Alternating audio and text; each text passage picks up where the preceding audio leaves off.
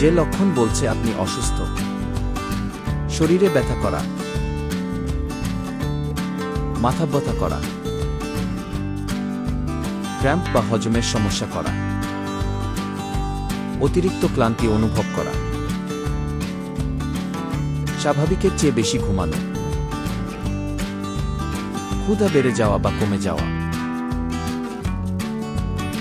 মন খারাপ থাকা, আনন্দহীনতা, খুব বেশি উত্তেজিত বা উদ্বেগ বোধ করা, কোনো কিছুতে মনোযোগ দিতে না পারা, কোনো ঘটনা মনে রাখতে অসুবিধা হওয়া, অনিদ্রা বা অতিরিক্ত ঘুম হওয়া।